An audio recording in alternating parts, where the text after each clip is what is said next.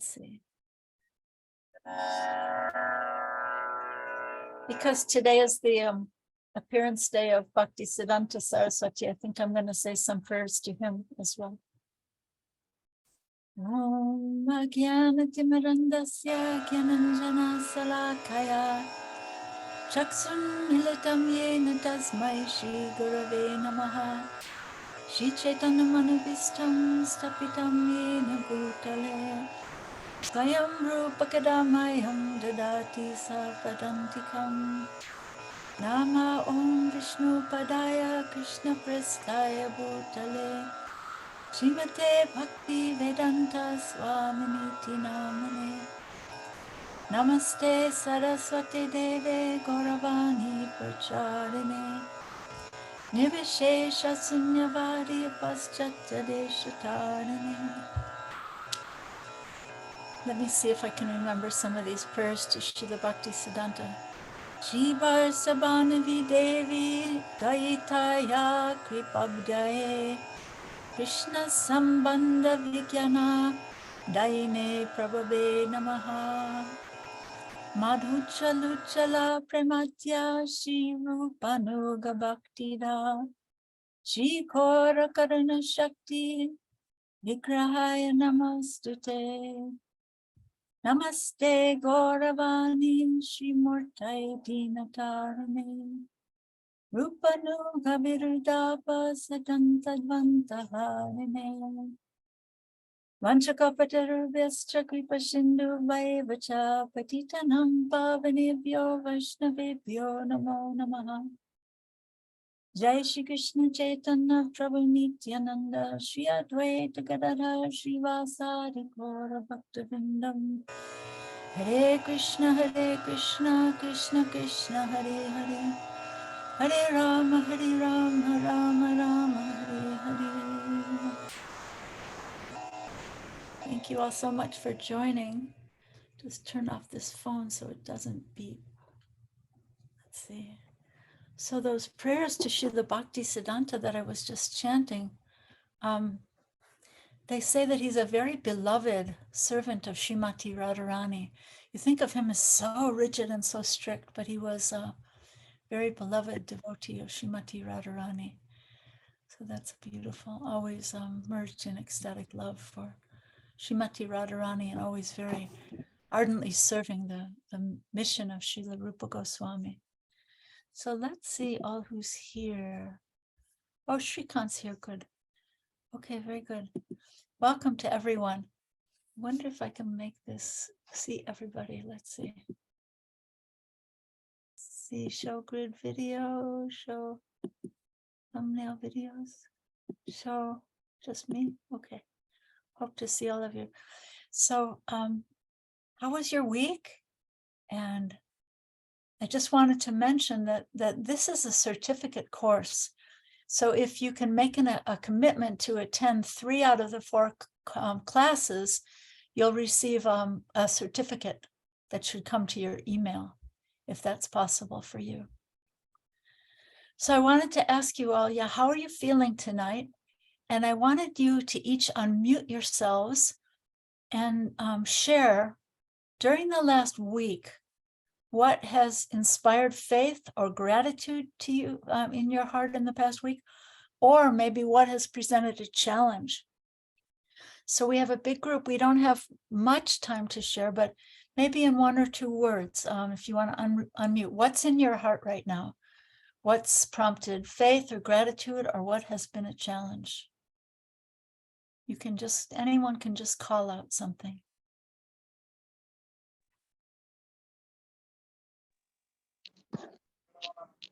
Gratitude. You want to say one more word about gratitude? Who was that? What? Who was that? Hare Krishna Mataji. Sorry, this is Nilkan Priya. Okay, you want to say a little bit, a couple words more about the gratitude that you were inspired to feel? Yes, sure. Just how personally in recent time where things haven't really turned out the way as planned or as hoped, and yet to maintain faith in spite of things against your desire. It's definitely challenging, but at the same time, accepting what comes my way as Krishna's mercy and faith that whatever he has chosen for me is for my own good. So I just wanted to say thank you to Prabhupada. Thank you. Thank you. That's beautiful. Anybody else want to share 1 or 2 words about faith, gratitude, or what's been challenging this past week? Please. Hi, Krishna. I would like to share challenge and faith and gratitude within the challenge. My father is end of life, and we had a very tumultuous relationship throughout the years. And there has been so much exhaustion from being a caregiver. And I've felt overwhelmed and just challenged beyond my capacity. I keep crying out for Krishna. And this week, I found so much faith in being able to have some healing with my father and to speak to each other in a way that brought a lot of forgiveness. So that's my takeaway from this week. That's precious. Thank you so much.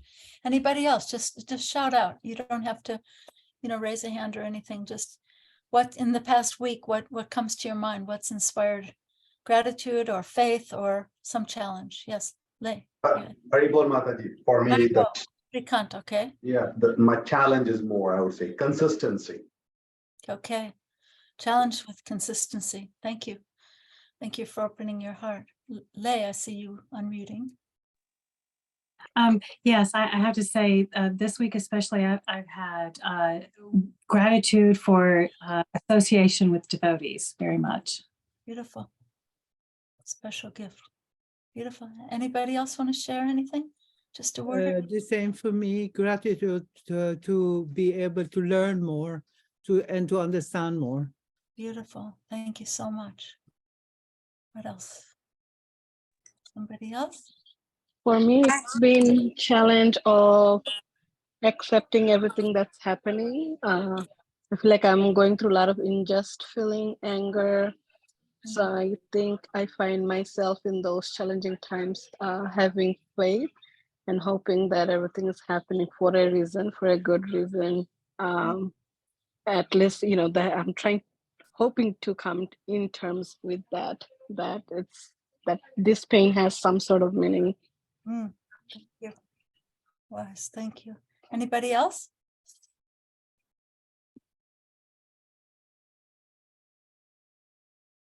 Jalali, did you say anything? Anything you'd like to say? Hey Krishna Mataji. I actually missed the previous class, so I covered up today. But the point that I liked was that bhakti is upasana, meditation, which is saturated with love. That point I really liked. And I resonated with when you said grief and gratitude are kindred spirits. Even grief can crack open our heart, and it resonated with me a lot. Wow, thank you so much. Thank you so much. Anybody else want to share something? Michael, anything been challenging or grateful or faith giving for you this week? I was at the temple today, setting up for recording kirtans. I needed a bead bag, and I just mentioned it to a devotee, and she was like, "Oh, let me go get you. Here's 2." So it was just a really nice little exchange where she was, and I was like, "Can let me give you some money." She's like, "Oh my God, no." Yeah. So it's like she gave me more than I asked for and wouldn't take anything. So it was just a nice. That's beautiful. That's beautiful. You see, seeing Krishna's hand in that. Good. All right. Anybody else before we move on? Hi, Krishna. Hi, Krishna. Hi. I've been feeling inspired by teachers, and I know I've come to a couple of the Wednesday night book clubs, but I actually just started Krishna book the other day. And I've been really feeling very inspired, just even hold it, because I am able to kind of hold it at work. And when I have a few moments, read and then tuck it away. So I've just kind of had it with me all day lately, and felt by the end of the day, like really like, whoa, you know, Krishna's been right here with me. And that's been really inspiring. Yeah. So, and that's been helpful. I've been feeling really busy, so it's been nice to have some moments to like come back. We're just restarting Krishna Book ourselves in the Patreon group on Wednesday. So if anyone wants to join, patreon.com/Rukmini Walker. That's an advertisement from our sponsor. So great. Okay. I put it in the chat as well. Okay, great. If anyone wants to join that. So, you know, last week I was thinking about this. Shrikant said something. It was very, you know, sort of vulnerable, because he was saying something about being unsure of his own motives. Like, am I really being sincere or not, you know? And he reminded me of this beautiful quote from this Catholic theologian, Thomas Merton. And is it all right if I read this little paragraph from the great Catholic theologian? I think you'll appreciate it. He says, "My Lord God," this is very much in the mood, I feel, of what Shrikant shared last week. He says, "My Lord God, I have no idea where I'm going. I do not see the road ahead of me. I cannot know for certain where it will end, nor do I really know myself.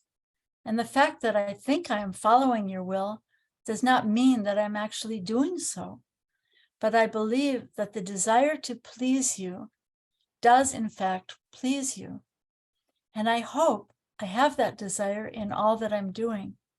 I hope that I will never do anything apart from that desire.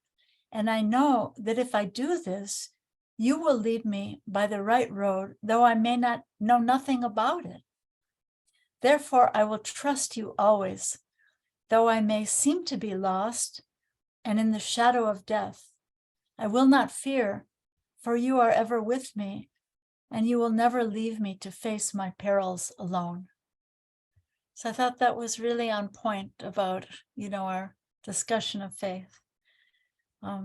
So yeah, just to recap a little bit, last week we talked about the seed of bhakti being an ancient heirloom seed that's handed down from great bhakti teachers from generation to generation, and how we have to be careful that we're not placing our faith in a genetically modified seed. So just to explain that once again, what do I mean by that? I mean a worldly seed that maybe I get from my society, my community, my parents, my grandparents, what's okay, what's normal in the US, what's normal in India, wherever I was born and raised, my tribe, my maybe superficial understanding of the religion of my birth, just kind of the conventional wisdom of we do it like this, you know, that kind of genetically modified. It may not be so authentic even to the tradition it comes from. So the question comes, well, how do we know? How can we tell what's an authentic heirloom seed, and where would we even find it? So again, just recapping from last week, Lord Nityananda is selling the holy name, right? And what's the price? What's he selling it for? How do we purchase it? Just by that little seed of our faith. So the point is here that we've got to get that heirloom seed from who? From the saints, from those who are sincerely following in the line of those kind of saints, from an authorized dealer, right? Got to get it from an authorized dealer, a representative of Lord Nityananda, Lord Chaitanya, Srila Prabhupada, coming into cyclic succession, and someone who's trying to live it, right? With their body, mind, and words, not just kind of lip service, right? So we talked about spiritual faith coming from the combined grace of Krishna, and then this line of spiritual teachers coming down from Krishna. We talked about how real faith begins when we invest our hearts. I gave you Srila Prabhupada's definition of faith, how faith is unflinching trust in something sublime. So what does sublime mean? It means something higher, something noble, something supreme, something beyond this material world, something worthy of our faith, right? And we talked about how bhakti means to revive our lost relationship with Krishna. We talked about how bhakti means moving from the false ego, separatist kind of sense of self, to a spiritual ego kind of sense of self, as thinking of myself as belonging to you, Krishna.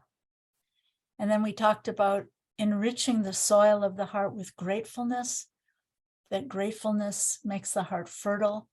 And in that fertile ground, we can sprout those beautiful bhakti seedlings of love and faith. We talked about this. This is something that that you mentioned, that exactly, that bhakti is this about, or no, it was Manjulali, that bhakti means a softening of the heart and a cracking open of the heart to love. And I was reminded that both the poet Leonard Cohen and the ancient 12th century Islamic poet Rumi, both of them said that the crack is where the light comes in. So you might think, oh my gosh, I'm just protecting my heart from breaking. But the fact is, when my heart cracks open is when the light comes in, right? We talked about how faith is the real function of the soul, and that it's awakened by the agents of the spiritual world, the emissaries of Krishna. And I love this, that Prabhupada calls them the messiahs who come down, who carry bhakti to us. We talked about how bhakti is not about achieving, but about receiving, becoming receptive to Krishna's gifts and trying to reciprocate those gifts of Krishna. So that's a little recap of where we left off from last week. And I just want to stop at this point. Is there anything unclear from last week, or anything you weren't able, if you weren't able to make the first session, hopefully you were able to listen to the recording. But are there any questions or anything we should clarify before we go on? Anything come up for you? Anything unclear or too metaphorical or too anything? Haribol Mataji. Haribol. This is Roshni. I saw last week's class on YouTube, and one of the things that I had a question about was you mentioned about grief being the opening for gratitude, and I'm not sure if I'm phrasing what you said correctly, but from a human emotional perspective, many events in our lives, whenever grief happens, we lose a loved one, or any traumatic event happens, I think the first sort of a human emotion after sadness is perhaps anger as to why me. If, let's say, someone lost a limb, they would initially, the emotion would be of sadness or shock. But as time goes on, how would they get over the anger? Or is that not allowed? No, all those feelings are, those emotions are messengers from the soul. And we have to sit with them and really explore them and walk through I don't know if you heard me mention that my dear friend Giri Govardhan from our temple in Washington, D.C., we've done grief counseling sessions. There are 12 weeks of 90 minutes each week. And it's described as a companioning through the wilderness of grief. So these emotions all have to be recognized and explored and not just stuffed back down, but it's going deeper into a very deep place of the heart. So all of these emotions have to be recognized and open. We have to openly express our grief through mourning in different ways, through journaling or speaking with someone that we can trust. Sometimes our very dearest relatives will say exactly the wrong thing if we're going through grief. Someone who may be your very best friend may say, oh, just get over it, or whatever. So finding someone who can actually listen and hear and be a companion, but it brings us to a much deeper place. Mhm. Yeah. So So gratitude would take time. It's not going to be an immediate yeah, it takes time. reaction. But we can Mhm. also notice tiny things, tiny little things to spark our gratitude each day. Like, oh my goodness, today, what a beautiful sunrise. Or today, what a beautiful flower has bloomed, Mhm. So we can find tiny things and then recognize the giver. We talked about that a bit also. So recognize the source of all of these, even tiny things to appreciate. So we can talk more about that. I hope that's a little bit helpful. It is. It is. Good. Thank you. Anybody else have something we should clarify before we move on? Haribol Mataji, maybe it's in today's class or later. You said that the seed of bhakti is cracked open by the emissaries of Krishna or messiahs. By the fire of ordeal.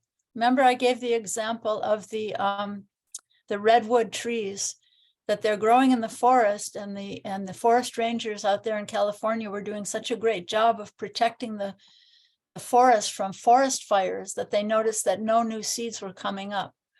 So the fact is, our hearts, we want to always be happy and have all good things to happen to us, but the fact is that we go much deeper. This is kind of ties in with the last question. When our hearts crack open from some kind of fire of suffering or ordeal or grief, then our hearts that bhakti seed can begin to grow a little bit more deeply. So yeah, through the fire of everything we don't want, right? All those things we don't want, right? I always tell my grandson, he's a athlete, and he does basketball, he does soccer, and I always say to him, we always want to win, but we learn more when we lose. Isn't it so true? We always want to win the game, but we learn so much more when we lose the game. So yeah, and those emissaries of Krishna are the ones who come and give us these messages, right? That sit with your grief and mourn that loss, and go deeper. And who is that person who will never leave us, right? This is learning bhakti. Is that good? Yes, no, thank you. Okay, anybody else before we move on? Okay, I'm just going to go on then. So tonight we're going to go a little further. We're using a couple metaphors, this metaphor of the seeds sprouting, fructifying in the heart, and also another metaphor of a baby growing. So I want to say that Rupa Goswami is the expert gardener of this bhakti garden in the heart. But even before Rupa Goswami, Lord Chaitanya Mahaprabhu himself called himself the gardener of the tree of bhakti. And I'm quoting here from the Chaitanya Charitamrita, where Lord Chaitanya says that he is the gardener, and he says he's actually the tree itself, and he's also the enjoyer of the fruits of the tree. And Lord Chaitanya says that as a gardener, he wants to distribute these fruits of bhakti, and he wants to share them without asking any price. And that all the wealth in the three worlds, so what does that mean, three worlds? It means the heavenly planets, the earthly planets, and the lower planets. All the wealth in all of the three worlds can't equal the value of one of these little nectarian fruits of bhakti, or loving devotional service to Krishna. So it's such a precious fruit that Lord Chaitanya is sharing. And then he says, not considering who asked for it, who didn't, and who was fit and who was unfit to receive it, Lord Chaitanya is just throwing these fruits out. Like in America, we have this image of Johnny Appleseed, right? He's just throwing out these apple seeds everywhere, and apple trees just start growing up everywhere. So that's like Lord Chaitanya distributing the seeds of bhakti. But then he said something really beautiful. He says, but I am the only gardener. How many places can I go? And he said, it would certainly be a very laborious task to pick the fruits and distribute them alone. And still, he says, I suspect that some would receive them and some would not. And then he says he's asking everyone in the universe, that's us, to help him distribute these fruits of bhakti or love of God everywhere. And so it's really beautiful, isn't it, to think of this practice of devotional service or bhakti as being a helper in Lord Chaitanya's garden. I love that image. So, yeah.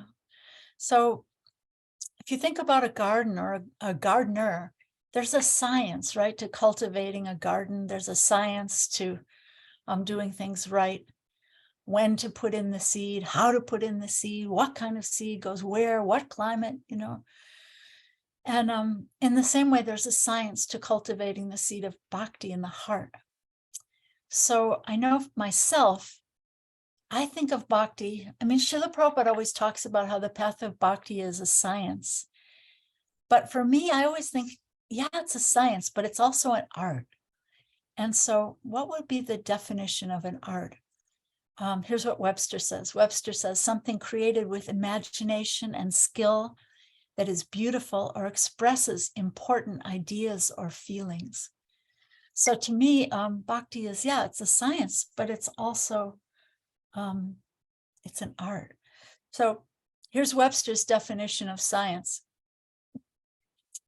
The pursuit and application of knowledge and understanding of the natural and social world following a systematic methodology based on evidence. That's science. So I think in the most beautiful way, our Acharya Rupa Goswami, he's teaching us the art and the science of how to plant our faith in the process, with the process of bhakti or devotional service, and how to grow it into love of God. So he gives, here's a translation of a very pivotal, quintessential verse. I'm going to say it in English and then I'm going to share it in Sanskrit. This is from Rupa Goswami's Bhakti Rasamrita Sindhu, which means the nectar of tasting the sweetness of bhakti, the ocean of sweetness of bhakti. So he says, and this is where this whole imagery of this series of 4 classes is coming from. So he says, in the beginning, there must be faith. Then one becomes interested in associating with devotees. Then, hearing seriously, one begins to follow principles, instructions of spiritual life, under orders of a spiritual master. And someone may request initiation by a spiritual master. Then gradually one becomes fixed from all unwanted habits and becomes firmly fixed in devotional service or the path of bhakti. Then the progression continues. Then one develops taste for devotional service and attachment for Krishna. And that's the way of the practice of bhakti in practice. Gradually emotions intensify, and finally there is an awakening of love. So because Sanskrit is such a powerful transformative vibration, I'm going to chant that verse in Sanskrit for you, just so you all get the benefit of hearing the Sanskrit. And some of you may know this verse already. So here goes. This is from Rupa Goswami. He says, Adak Shraddha Tatak Sadhu Sangha Tabhajana Kriya Tato Narta Nivriti Syat Tato Nista Ruchistata Ata Shaktis Tato Bhavas Tata Prema Vidanchati Sadaka Nam Ayam Premna Pradurbhave Bhavet Kramaha. So this is the cycle of how faith grows and grows and grows, like a little creeper just coming up, how it grows into, remember I said last week how it actually grows up and gradually turns into love and pierces through the coverings of the material universe and grows right up to the spiritual world, to the lotus feet of Lord Krishna. And at that place begins to bloom with delicious fruits and fragrant flowers of loving devotional service. So to me, this is a very artful and scientific imagery. So yeah, we've been discussing about faith. So now let's talk about the next step. But in one sense, they're all different stages of faith. So it's faith growing and growing deeper and deeper, right? So the next step is sadhu sangha. It means association with holy people. Sat means eternal. So to associate with holy people, people who are dear to Krishna, It means to begin to associate with Krishna himself, the supreme eternal person, the Sat, right? So what happens when we associate with holy people? They start to point us, to redirect us and help us reassess ourselves to our own true north, right? Like ships lost at sea would in ancient times follow the pole star, right? Before they had navigation systems or radar, they would follow the North Star, the pole star, which is, believe it or not, the planet of Dhruva Maharaj, which you can read in Srimad Bhagavatam. But anyway, yeah, so taking this next step really means to be hearing from saintly people. Association means through hearing. It's not just hanging out, shooting the breeze, but it's hearing. And in Sadhu Sangha, it becomes hearing seriously now and seriously aspiring to follow what we hear. And that's the difference. So we're talking about the next stage here, right? So that's the difference between an initial casual kind of curiosity. Hey, what's going on here? These people seem kind of nice. And the difference between that and a more serious commitment, a cultivation actually of sadhu sangha or holy association. It's a stage that it's no longer just a casual drop-in. Like sometimes in temples we have what we call friends of Krishna, friends of Lord Krishna. It's kind of someone who likes Krishna and likes the devotees, but is not really taking the next step. It's sort of a casual curiosity as compared to a more serious taking of the next step. So remember, I was talking about that newborn baby, right? That's being held by the mother. The baby is so trusting, sitting on the mother's lap. And what can the baby do really but just smile and say goo goo, melting the mother's heart, right? But when the baby starts to grow a little bit, that baby can't just stay sitting on the mother's lap all the time, right? A healthy baby is listening and repeating and learning the language that the mother speaks. And a healthy baby is beginning to talk, right? And then begin to walk. So this is all a metaphor for the activity, taking up the activities of bhaktis, which we'll go into next. This is talking about sadhu sangha, but then the next step is this bhajana kriya, the activities of bhakti, right? So beginning to talk and then beginning to walk in the activities of bhakti, the actions of devotional service, healthy interactions, right? Peer relationships with other children, right? Learning to cooperate in the playground, right? Learning to share their toys and behave respectfully, not to be a bully in the playground, right?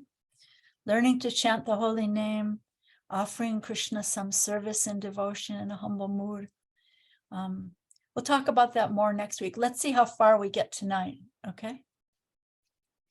But yeah, so sadhu sangha is this next step when the baby learns to talk, begins to learn the language of bhakti by hearing and repeating what's been heard from people who are more experienced or more mature, asking the questions, gaining essential knowledge. And what would some of those questions be like, when the baby's listening, what's the nature of the temporary body? What's the nature of the eternal soul? What's the right action? What's to be avoided? What's the ultimate goal of life? And what's the proper mood for us as we try to cultivate devotional service? I forgot to mention in the beginning, if you can be writing some thoughts of what's ever important for you, because it's always great when we can reflect something back that was important. So if you have a pen there, some paper, jot down something that really grabs you, because that's good to reflect back. So these are the questions that we start to ask when we start hanging around with devotees in a serious way, right? And these are the questions that get answered in the association of devotees. Sometimes we come to Krishna consciousness and in a mood like, I just felt like my life had no purpose.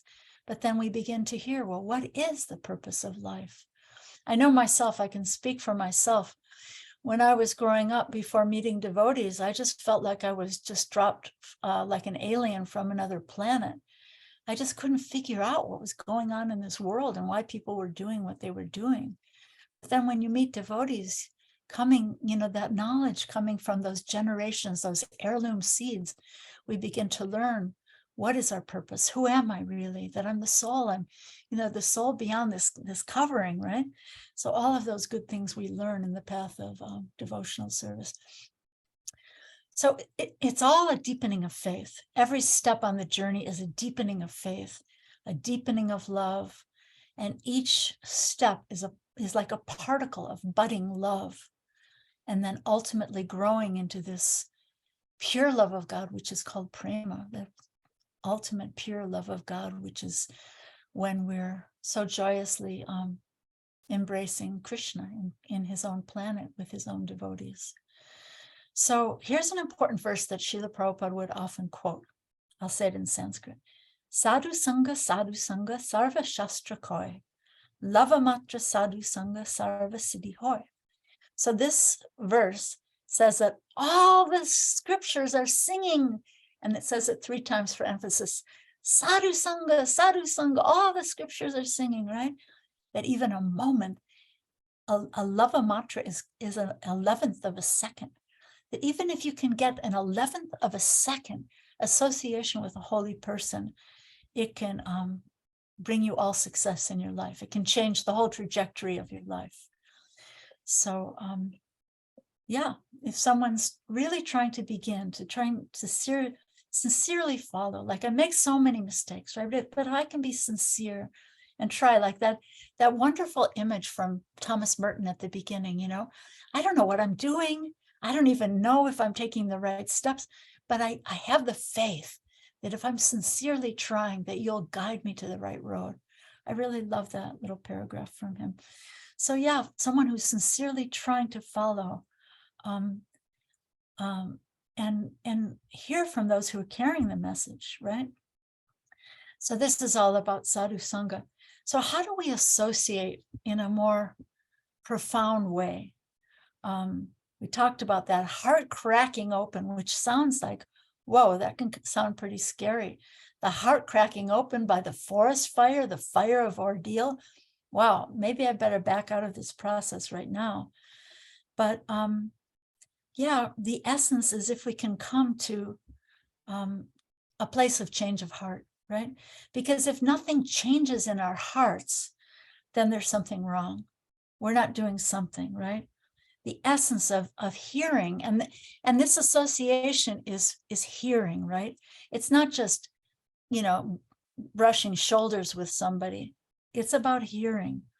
And so the essence of this hearing is to get rid of those material desires and aspirations and really have a change of heart. So Srila Prabhupada often talks about how ordinary people who are, I would say, getting their faith from these kind of genetically modified traditions, whatever, they go to a holy place and they take a bath in the holy place.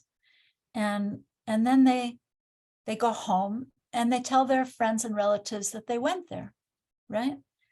But they really kind of miss the whole reason for going there, which is what we've been talking about, to hear from those holy saints who reside in those holy places, the saints who are like holy tirthas, holy places themselves. And even our temples are like holy places because, wow, maybe I didn't make it up to, actually, I'm just reminded of a story. When Prabhupada first met Yamunadevi, when Yamunadevi first met Srila Prabhupada, she told him that she was planning to go to Tibet. She wanted to go find some holy teachers in Tibet. And Srila Prabhupada just looked at her and he said, I can take you much higher than Tibet, which is really charming, So yeah, the whole point of going of all these holy pilgrimages all over the world, like in Europe, they have ancient holy pilgrimages to holy places. And what's the point? To go there and gain some spiritual knowledge, to hear from the saints. And these holy sadhus, this sadhu, the satsanga, is present in sound vibration.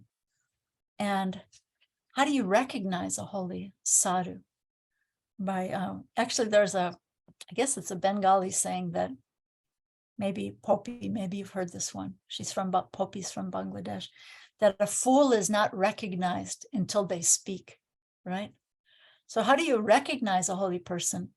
By what they say, by what they speak, and you can feel it in your heart. You can feel something igniting in your heart when you hear from holy people. When we try to deeply hear and not casually hear, right? And when we begin to chant the holy name under the instruction of a holy sadhu, which is like a type of serving that sacred vibration, then we can begin to make significant advancement. So on this topic of hearing, Srila Prabhupada dedicated his translation of his first canto, Srimad Bhagavatam. So this was the gift he brought with him on the boat. This was his treasure that he brought with him, his cases of Srimad Bhagavatam when he came on that Jaladuta. And he, so on the title page, he wrote, it was on the disappearance day. So today's the appearance day of Prabhupada's Guru Srila Bhaktisiddhanta. But on the disappearance day of Srila Bhaktisiddhanta, Prabhupada wrote on that title page, he said, he lives forever by his divine instructions, and the follower lives with him. So that's so profound, right? So I was reminded of another story of Prabhupada. Some reporter was asking him, well, what's going to happen after you're gone? You know, this whole thing going to just fall apart? And Prabhupada said, I will live forever in my books. And everyone went, Jai Prabhupada. And so, yeah, this message lives forever. This message that's handed down generation to generation, this authentic, these heirloom seeds of teachings that come from holy sadhus. So, yeah, I wanted to ask you, can somebody suggest something? Can somebody, if you want to unmute and call out something, what's something, some instruction or some change that you notice when you begin to chant Krishna's holy name? Some change or some instruction that's been significant or helpful to you?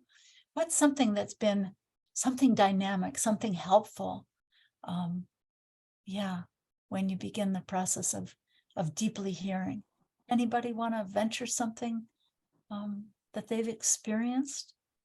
Because this is about experience. It's not just about hearing about it, but we should also begin to experience it ourselves. Anybody notice anything? If I may say something, Mataji. Please. So the best way I can put it is, when you hear from pure souls, you get to experience the vision that they experience, which you don't have a full understanding of yet. However, you can't describe it, but because the authenticated version or the true source of the vision that the pure souls are relating towards you, you open up, and the more you open up, you learn to let go slowly, so many things simultaneously, and at the same time you start gaining things subconsciously, and you're not aware of it until a lot of time passes and you won't even realize it, and all of a sudden there is Krishna will put you through a test or a challenging situation, and you didn't even realize that strength was already within you, but that was a mercy that was blessed upon you throughout those hearings. And I don't know how else to put it. Really beautiful. Thank you so much. Almost like an osmosis, right? That we're gaining some strength that we don't even realize we're gaining. You know, an image came to me while you were speaking. Did you ever see this? I think it's called Carillion photography, but I might have the name wrong. But it's about watching in slow motion how a flower opens.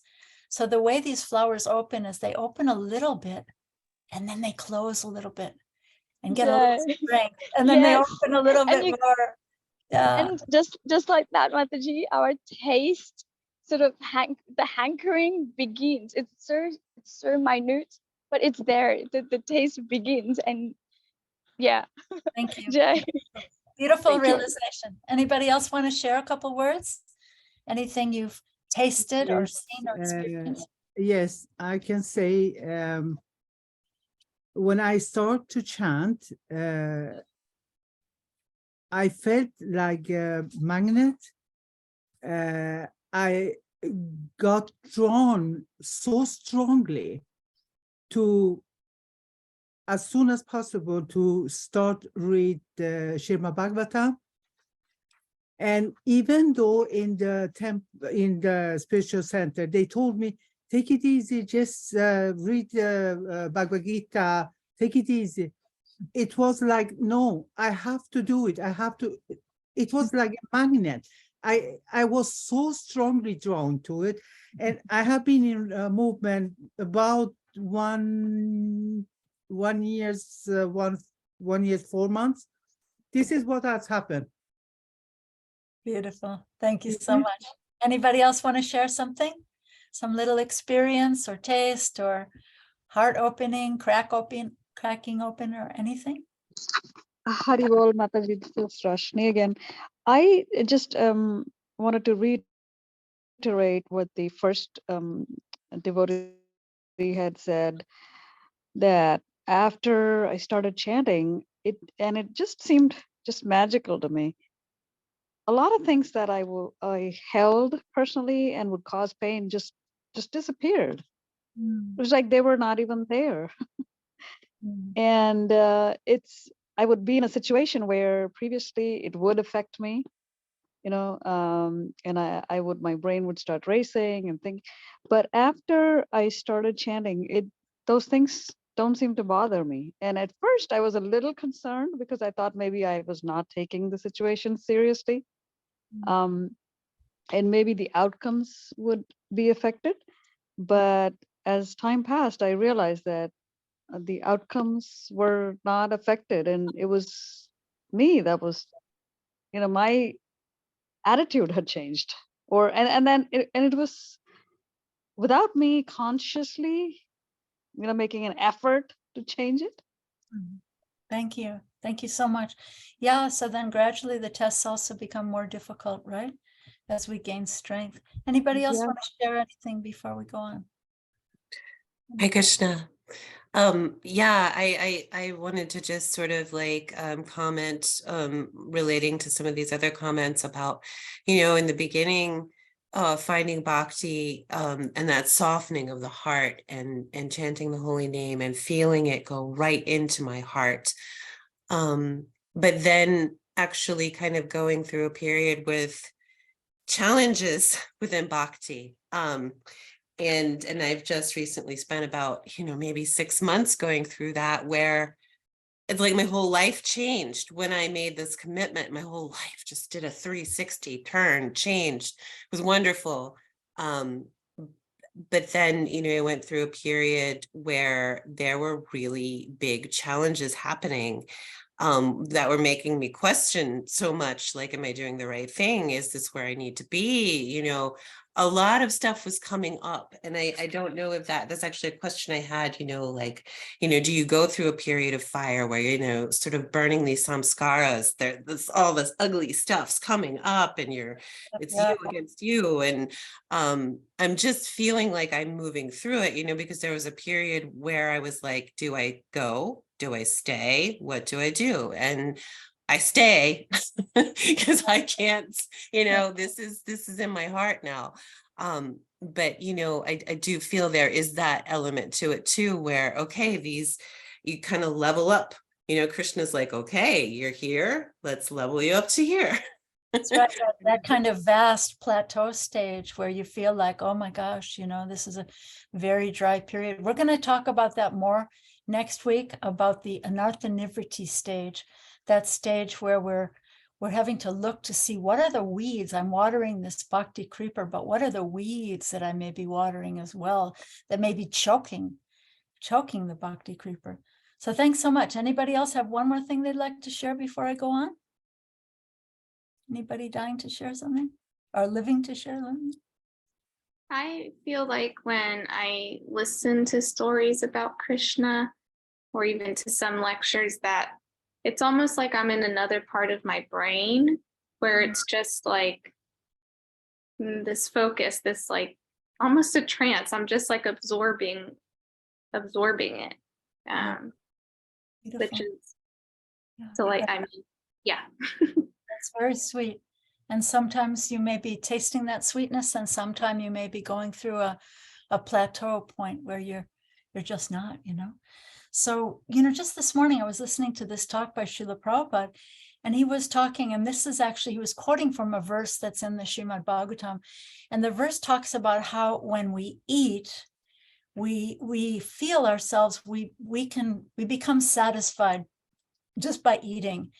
So we become satisfied, and at the same time, our hunger becomes abated, right? We lose our hunger and we become satisfied. And nobody has to tell you, right? You don't get like a certificate on your wall, oh, you are now satisfied by eating.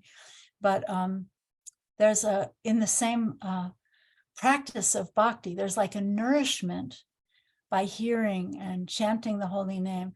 And then what happens is those material desires that seem so insurmountable to me 6 months ago or a year ago or 10 years ago start to seem just so unimportant. Like how could I even think that that was important, you know? Those things begin to slacken. That's like that hunger begins to be abated, yeah? So, yeah, this is a beginning of a transformation of the heart. And Lord Chaitanya in his first Sikshastakam, so Sikshastakam, it means his 8 instructions. So although Lord Chaitanya was a great scholar, he defeated all the other scholars. In his writings, he only left 8 verses, and he left all the other writing to his other followers, the Goswamis, who wrote hundreds of thousands of Sanskrit verses. But so how important are these 8 verses that he wrote? So in the beginning, he talks about this cleansing of the mirror of the heart. And yeah, he gives in that first verse of Sikshastakam, he gives, believe it or not, 7 benedictions. I don't know if any of you have heard this before, but in that one verse, there's 7 benedictions. And so let me just go through those because they're very poetic and beautiful. He says, so the heart starts to become cleansed of the material dirt. And what is the material dirt? You know, that we see in ourselves, right? Lust, anger, greed, envy, pride, illusion. Those things the heart starts to become transformed. And the second benediction is that the blazing fire of repeated birth and death starts to become, that blazing fire starts to go down. It starts to, we no longer have to cycle in repeated birth and death by taking up the chanting of Krishna's holy name. Then the third one is that good fortune arises in our hearts that inspires us with a desire to love and to serve. And then the fourth one is that real knowledge awakens, and like the vidyavadu jivanam, the knowledge is compared to like the wife of this blooming flower, right? And her children are knowledge and detachment. So natural knowledge and detachment, things that I was so attached to before. Like devotees have stories of, you know, they couldn't give up smoking, but then all of a sudden they start chanting and they're able to give up smoking or this or that, you know. And so then what's the fifth one? A wave of the ocean of bliss begins to swell in our hearts. And then the sixth one, our burning hearts start to become cooled by this blessing moon of the holy name. And this cloud of spiritual amnesia is what I would call it, starts to dissipate. And we begin to remember who we are, that I'm an eternal spiritual being. I'm not just a woman or an American or this or that. I'm an eternal spiritual being, right? And then the seventh one, the final one, is that the holy name gives this complete bath of the soul, that the full moon of Krishna starts to rise in the heart, and this sweet taste of nectar comes into our hearts and our lives that's way beyond ordinary liberation, you know? So yeah, here's a verse from Srimad Bhagavatam that says that one who wants to become free from all miseries must hear about, glorify, and remember the personality of Godhead, the super soul, and the supreme controller, and our savior from all miseries. So it's one thing if we want to hang on to those miseries, I'm not ready to give them up. But if we actually want to give up our miseries and take a step away from that kind of suffering, then this is the path to hear, chant, and remember about this beautiful personality of Godhead, who is Prabhupada calls the savior from all our miseries.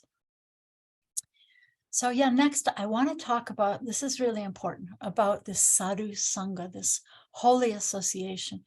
So there are three kinds of association that are important in bhakti. And it's really, again, about three levels of faith that's being described. So I want to talk about that. So in the beginning, this faith, this initial faith, is called komala, or soft. It's kind of sentimental. It's not really deeply based on knowledge of the scriptures. And what are the symptoms of someone who has that kind of soft, not very grounded, kind of sentimental faith? They come to the temple, they see the deity, they fold their hands, maybe they drop something in the box, and then probably they leave. Or then there's the other kind of person, this is more of a Western person, who doesn't come to the temple at all and says, well, why should I even go to a temple? God is everywhere. So those are kind of two flip sides of a coin of a like a sentimental, that kind of genetically modified faith, or a sentimental faith. So, but maybe they come, but then they don't stay to hear anything. I remember the whole thrust of this talk tonight is about this hearing and how hearing helps us go deeper. So someone with that kind of sentimental faith or beginner's faith, they don't stick around to hear anything from Bhagavad Gita or Srimad Bhagavatam. And that's okay too, because that's the beginning. You know, they do something, you know, they do something, they begin. But a person like that, another symptom of a beginner in the department of faith, they don't recognize the devotees of the Lord. They only see the Lord, and they only see the Lord in the way they see them. Like they may be critical toward other people, critical toward other devotees who think differently from the way they think, or they may be biased against people who practice in other ways, other religions, and they may be fanatical. Yeah, that's a symptom of a beginner on the path of faith. Fanatical people seem to have a really strong faith, right? They're out there in Times Square with their sign, you know, you're all going to hell, whatever. But it's that fanaticism is actually it's a subterfuge. It's a way of compensating for their weak faith, their own lack of knowledge of faith. Yeah, I have to share this story with you. My husband had this experience when he was a brahmachari distributing books somewhere. And he met this man and he tried to give him a book. And this man said, oh no, I won't take that book because you're going to hell. And so Anuttama, being Anuttama, he was saying, oh, so I'm going to hell. So just you're the one who's going to go to heaven. And, you know, just the people in your tradition. And this man said, oh, no, not everybody in my tradition. Not everybody, no way. And so then Anuttama was saying to, oh, so you mean just the people in your church? And he, nope, not everybody in my church. Well, what about your pastor? Nope, he's way off. You know, so it's such an interesting story because his universe was getting smaller and smaller and smaller. So it's like, okay, the only one who's really got it is you, right? This tiny, tiny universe of one, right? So it shouldn't be criticized because that's someone who's a beginner, but they're covering up for their weak faith by compensating, by fanaticism, compensating for their own lack of knowledge of faith. And I wanted to say that these may be the same people who are going on social media, blasting others with their opinions on this or that, or they may be superstitious. Prabhupada talked about how his mother was very superstitious. She was eating with her left hand until her son would be old enough to ask her, "Mother, why are you eating with your left hand?" So superstitions, or looking for magical formulas, like, right, I'm just doing the rituals. I do this 3 times, I do this 4 times, and just going through the rituals without understanding the intentions behind the rituals, or maybe looking for cheap miracles. That would be another symptom of a beginner's faith or a weak faith. So I want to share the story of the donkey. I don't know if any of you have heard this story before, but it's a good one. So there was a temple community where they were trying to begin their Srimad Bhagavatam class in the morning. But what happened is every time they tried to start the class, there would be this donkey outside who would be braying. I can't, I'm so good at imitating a donkey. But anyway, so before they would begin the class every morning, they would have to take that donkey some distance away and tie him up somewhere so his braying wouldn't disturb the class. So that became like a ritual that, okay, before we start the class every morning, we have to go take this donkey down the road and tie him up, right? And so then they would do this every day. That was part of their beginning their class. And then eventually that donkey died. And so I thought, well, this is what we have to do every day. We have to, before we begin the class, we have to tie up the donkey. So they went and got another donkey. So you get the point, right? They went and got another donkey because they didn't think they could begin the class without tying up the donkey as part of their ritual. So yeah, once somebody asked Srila Prabhupada, "Can you perform any miracles?" And he would say this often. He just, at that time, he pointed to his Western disciples who came from all these questionable backgrounds. And he pointed to them and he said, "These are my miracles, turning meat-eating, woman-hunting Western people into sincere devotees of Krishna. These are my miracles." So that's beautiful. So yeah, let's see. So then let's talk about the next level of faith, the next level of a devotee. And this is something that I think we should all aspire for. In Sanskrit, it's called the Madhyama Adhikari. Someone like that is in the middle place, and they see 4 classes of people. This is described by Rupa Goswami in his Nectar of Instruction, or Upadeshamrita. So such a person on a middle level, they try to help those people who are innocent, or those people who are open or inquisitive to hear or to learn. And they try to avoid those people who are antagonistic, who just want to fight, right? Why waste your time arguing, right? And they try to seek friendship or serve alongside with sincere, and this is really a key to sadhusanga, this phrase, like-minded association. Somebody who inspires your heart, somebody who just, you feel like going a little further, going a little deeper when you're in their association. And the fact is, you're not going to find that with everyone, because we're all human, right? So somebody that may inspire you, Sri Rupa, may just not be somebody who inspires me, but they try to find that like-minded association, someone that they can resonate with. So that's, they try to help those people who are new or inquisitive or innocent.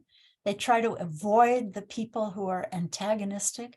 They try to make friends with devotees who are serious and sincere on the path. And then what's the 4th category? They try to give adoration or love to the Lord. And another quality of such a person is they recognize that other religious traditions may also be worshiping that my same adorable Krishna, right? But in a different way, a way that I might not understand or appreciate or recognize. So that's very, very important, to not be biased against other religious traditions just because they're doing it in a different way. So a devotee on this middle kind of level, this is really important stuff here. Devotee on that middle level sees 4 stratas of people. So then what's the highest caliber of devotee? It's the highly realized devotee is called an Uttama Bhakta or an Uttama Adhikari. Adhikari means they possess, they have ownership of. So this is someone who has ownership of this level of devotion. So how does a person like that see? They see, they think in their heart that everyone is serving the Lord so sincerely, except me. I'm the only one who has no love for Krishna in my heart. And such a person's heart is so completely clean that they have no interest in speaking ill of other people or thinking ill of other people. Or, yeah, so, you know, because we tend to reflect what's in our heart. So such a person, there's also a Sanskrit phrase that Atmanam Manyate Jagat, that everyone sees the world to be like themselves. So such a person who's on such a high level of devotion, they just see everyone serving Krishna except for me. I just am the only one. I'm just so lowly. I haven't even started, you know. So here's something really sweet from Bhaktivinoda Thakur in his book Samidana Bhashyam. He says that the devotee who chants the holy name offenselessly is adorned with 4 very special qualities. The first one is that they are adorned with a natural meekness and humility because of complete detachment from matter. And the second one is in their hearts, they have a true, pure compassion that's unencumbered by any kind of envy, right? So I think, you know, when we're not there yet, we just, something will spark some envy, you know? So, but someone on such a high level has no envy in their heart. Bless you, Sri Rupa, your silent sneezing. Okay. And then the third one is they have a spotless heart that's free from mundane false prestige. They're not looking to be glorified by anybody. And again, we'll get to these kind of weeds on the devotional creeper. We'll get that next week. And the fourth one is they have a respectful attitude toward everyone, right? Everyone on every strata, they have a respectful attitude toward everyone because they see everyone connected to Krishna. Even someone who may be doing some kind of heinous activity, they see somehow or other this person is part and parcel of my beloved Krishna, right? So, you know, I wanted to share with you that devotees who served Srila Prabhupada as his personal secretaries used to say that they never felt in their personal time with Prabhupada, they never felt that he felt like he was any better than them. It's such an amazing thing. Here he's such an elevated, so this person on such a highest level of devotion. It's amazing, right? They never had the impression that he felt he was any better than they were. Maybe you've heard stories of how Srila Prabhupada used to stand in line waiting for the bathroom behind the practically teenage or 20-something boys. Here he is, you know, this Uttam Adhikari, this highly elevated devotee, and he's standing in line, and they didn't even have the realization to, well, maybe Swamiji should go first. He's 70 years old. Maybe we should let him go first. No, that didn't occur to them. Or maybe you've heard how he used to help the landlord at 26 Second Avenue take out the trash. It's amazing, you know, amazing how, and what was in that trash? It was before the days of plastic bags and dumpsters. Yeah, there could have been all kinds of crazy stuff in that trash, and he was helping the landlord. Here he just come from Vrindavan, right? This holy place. And yeah, and he's helping the landlord in New York take out the trash. So I wanted to share another story with you that once in Vrindavan, a group of artists, I was there in India, Prabhupada sent this group of artists to India. And in Vrindavan, we made these kind of like, they're like about 3-foot high gopi dolls that were supposed to go on the altar at the installation of Krishna, Balaram, and Radhashama Sundar. And we decorated them with beautiful dresses and jewelry. And Prabhupada loved them so much. And he just turned to us and he just, you know, think of this ragtag band of just bumbling devotees making mistakes at every step. And he just gestured to all of us, like with a sweep of his hand. And he goes, "You are like them. You are all like them." The gopis, right? Like, you know, we can't even stop thinking about our dysentery or this or that, right? And he's saying we're just like the gopis. So what a vision. that this is the vision of those greatest devotees of Krishna have, so amazing. So then there's something else about the 3 ways of associating with different stratas of devotees. And I think this is also really, really important. To be helping or receiving help on the path, right? So it's important. So three types of association. It's important for each of us to try to be helping someone who's newer on the path, right? If you see someone who's temple first time, or somebody who's looking kind of bewildered, or somebody you meet on the street, to try to reach out and help someone who's new, right? That's very important. And what's important also, to share with peers, like, wow, I just read the most beautiful thing in Bhagavad Gita today. I just wanted to share it with you, right? To share with those who are my peers. And then to hear and become inspired by the ones who are more advanced, right? To sit down and really try to hear deeply from someone who's advanced. So to me, this is the opposite of material consciousness. Like, what would be like the opposite of what I just said? Someone in material consciousness, right? If someone's newer or less experienced, they would get bullied, right? That person would get bullied or treated with some kind of one-upsmanship, right? Oh, I came to the temple 1 week before you, so I'm going to tell you, sit down, stand up, do this, do that, don't stick your feet out to Prabhupada, all this kind of stuff, kind of a bullying or one-upsmanship. And then what about when we're dealing with peers, people on the same level? Typically in materialistic consciousness, we'd be bragging or showing off, trying to show off to someone who's a peer of mine. I had this great realization, or, this or that. And then what about people who are more advanced or more senior? The typical material consciousness would be to criticize or to try to tear them down, right? Oh God, this guy, he just does this or that, right? So this is, to me, a very significant difference between material consciousness and spiritual consciousness in ways that are important for us as we associate with devotees. Or so I let me see, maybe we can stop here and just get some reflections. What was important for you here? And anybody like to reflect anything back, or any questions they might have? What was important that you'd like to share? What's a takeaway for you?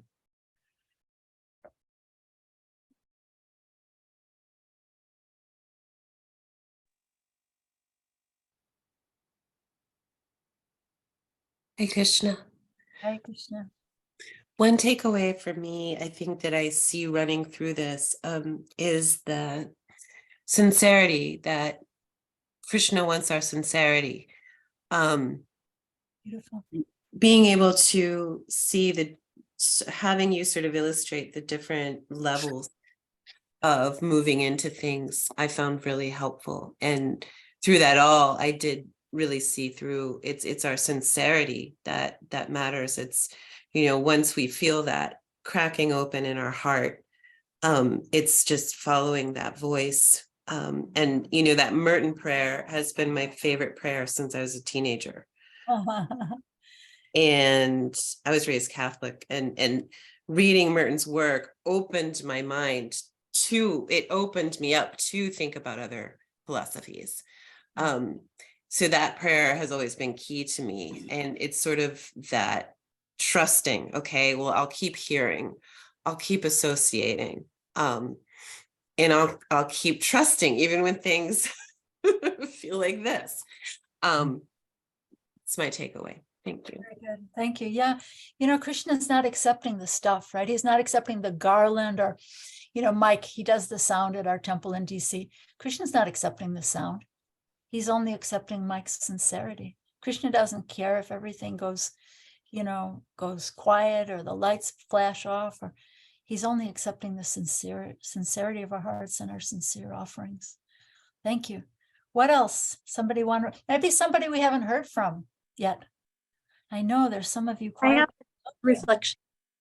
What's that? I'd like to give a reflection. Hare Krishna. Hare Krishna.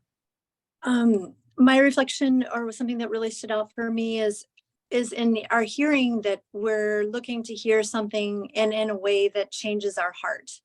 So, you know, just hearing intellectually, that's one level, but really looking for that experience that changes us, and that being in the heart.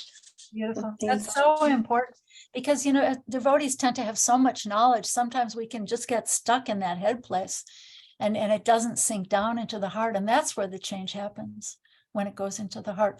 What else? Somebody we haven't heard from yet. What's a takeaway? What's important for you? What's a question?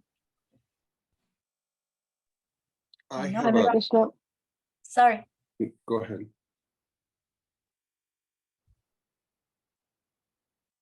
I have a question and a takeaway. Okay.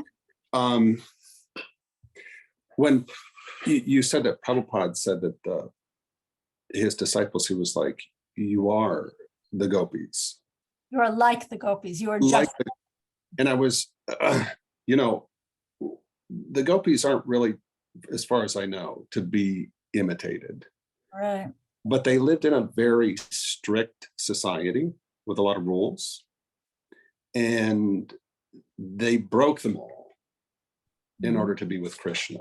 Mm-hmm. They transgressed the rules of society to be with Krishna.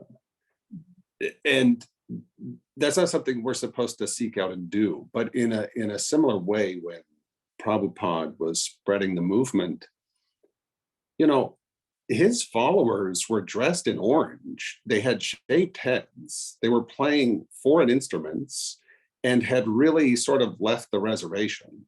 So they were from a society that was much looser, but in a similar way, they had transgressed the norms in order to be with Prabhupada.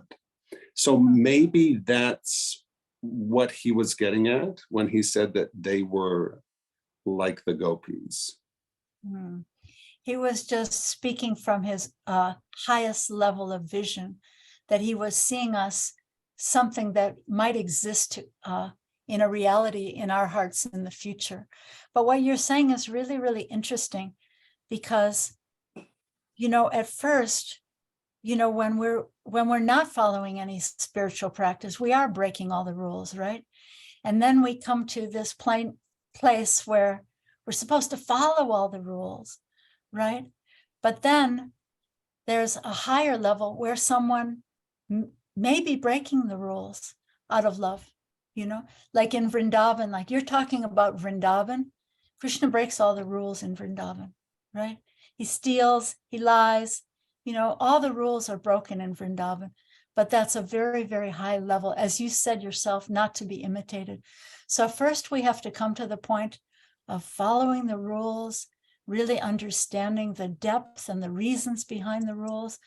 And then at a certain point, devotees can jump on Krishna's back, and say, like it says in the Chaitanya Charitamrita, those cowherd boys say to Krishna, what kind of a big man do you think you are? I'm stronger than you, you know? Or when they think that when Krishna does something wonderful and they think Krishna must be a demigod, they think, well, we must be demigods too, because we're stronger than him, you know? So we have to first come to the place of actually following and understanding the reasons for following those rules, to be able to one day attain Vrindavan and be able to worship that king of thieves who breaks all the rules.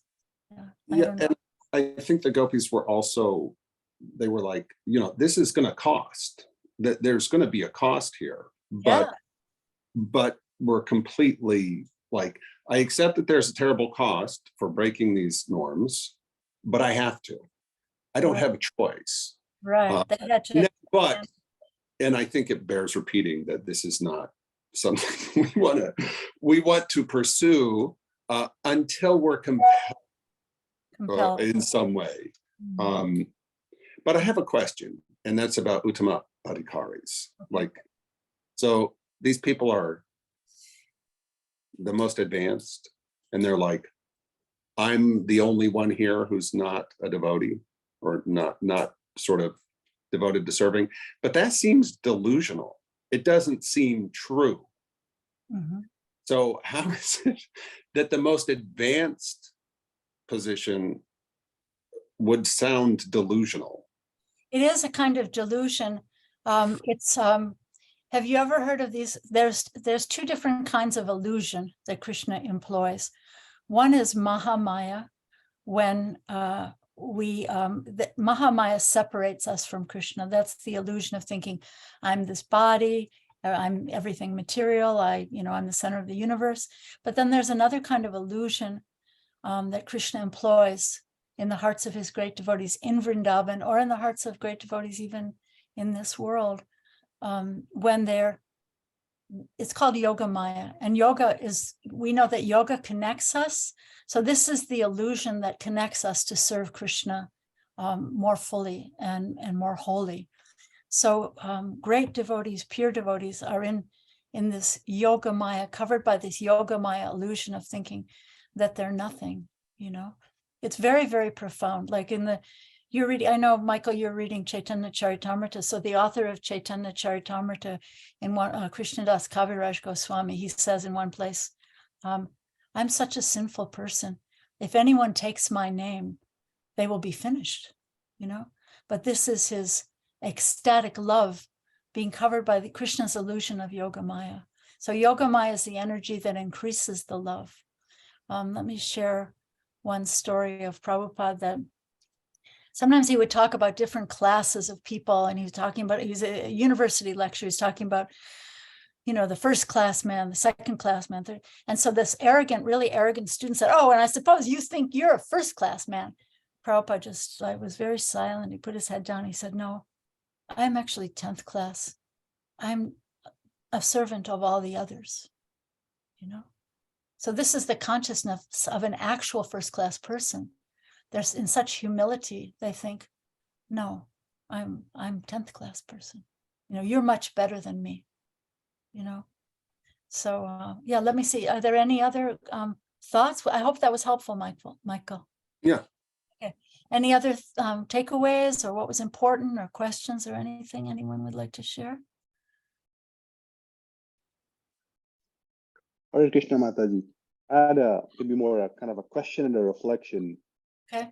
How do we evolve from just being sentimental to being ritualistic to actually developing that profound understanding? Because I find myself stuck being sentimental at times to being more a ritualistic person, being just following the paths and procedures. Right. So how to develop that conviction? So have you ever heard this saying that Krishna consciousness is caught more than it's taught? So the best answer I can give for that is by, sharpening the saw, as Stephen Covey says. You're a business person. Sharpening the saw by associating with people who have that realization.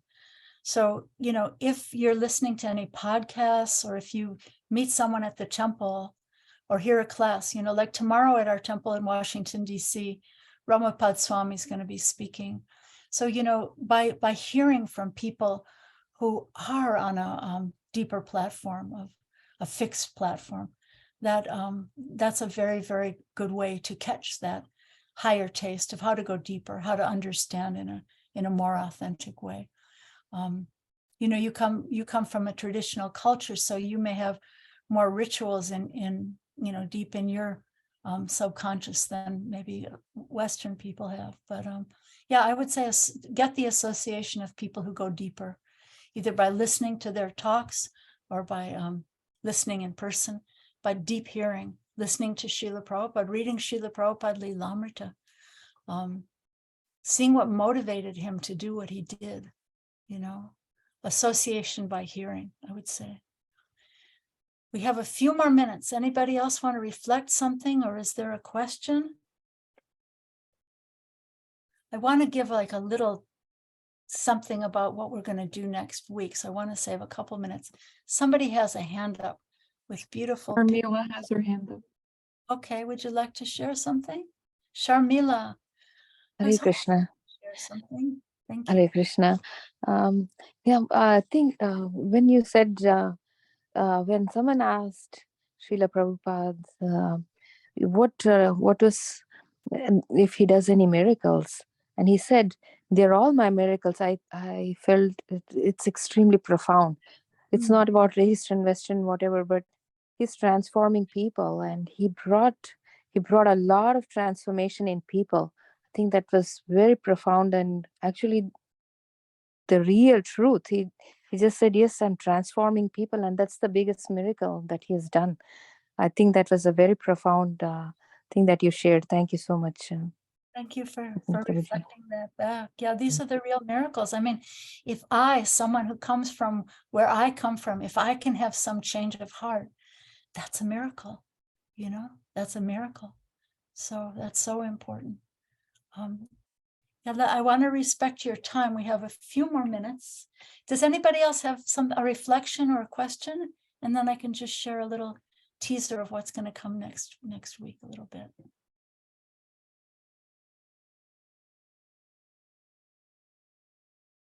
No? Okay. Can I just reflect back real quickly? Please. So my big takeaway was towards at the end, just that the 3 points that are so helpful to have, which is to be trying to always help someone who is new, share with peers, and hear and be inspired by those who are more experienced or kind of higher along in the path. It was so succinct, so easy to remember, and so helpful in that practical way of like, okay, I can actually figure out how to fit this in to my practice every day. And Yeah. so thank you so much for that. Thank you. And just think of the opposite, you know, one-upsmanship or, you know, bullying, or the opposite for a peer is bragging or showing off. And then, you know, someone who's, you know, on a higher level, tear them down, criticize them, you know. So yeah, this is a shift in consciousness. So I wanted to go into this, you know, in the next class, we're going to talk about going into more of this bhajana kriya, which is the actions. When the baby starts to walk and act and interact with others. So we're going to talk about dangers on the path, the strangling weeds. We'll talk about trying to turn around and see our shadow self. You know how when you turn your back to the sun, you just see a big shadow of your own body on the ground, right? So being willing to see, to not just blindly keep pushing it under the rug. So next time we're going to talk more about actions in the relationship and how when we begin to love someone, we naturally begin to think, what can I do to show and express my love? So after sadhu sangha comes this bhajana kriya, actions in the relationship, just like any relationship.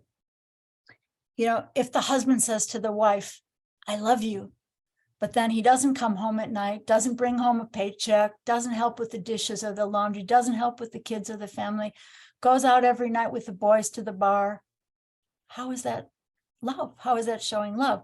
Or by the same token, if the wife also acts with the same kind of indifference to the family relationship.